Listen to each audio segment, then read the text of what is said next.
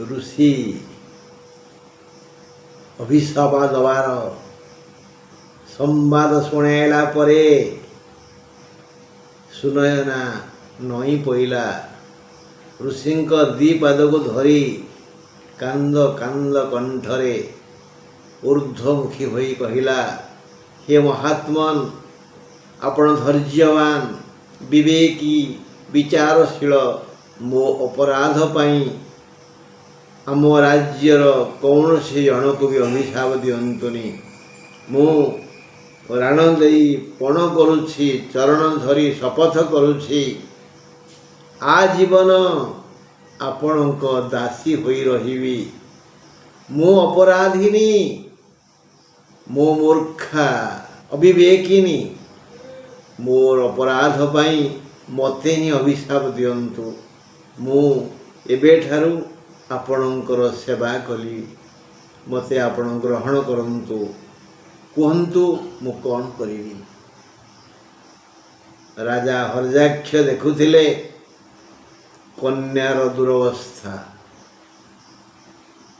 एवं जोड़ हस्ते पचारे, हे महात्मन मु आउ कौन कहिबी।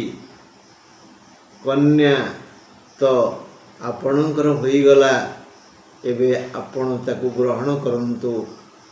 आजीवन से आपणकर दासी हो रहिबो। हेले महात्मन आपण किए। ऋषि मृदु मृदु हसी कहिले, मु चेबन ऋषि।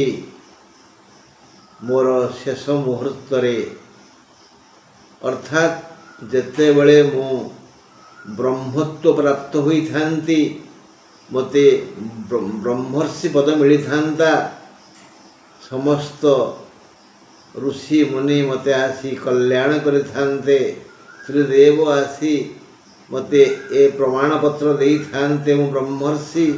ठीक से समय मोर ये दुरवस्था है, मु चेबन। एबे आपण माने समस्ते फेरी जाई पारंती। मोर निकांचन आवश्यक, मोर सेवा दरकार, अन्यथा कथा ठीक हबनी। ऋषिंक आदेश को शिरोधार्य करी राजा हर्याक्ष फेरी आसिले राज्य को।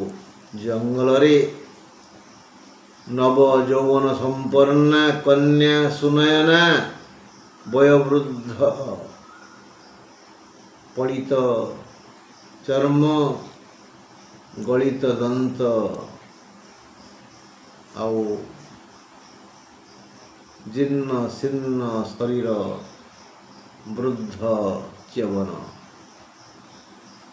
आसिला बड़े राजा भाबुथिले, कि भाग्य मो कन्या सर्वगुण संपन्ना जड़े वृद्ध पाखरे दासी। हाय रे विधाता।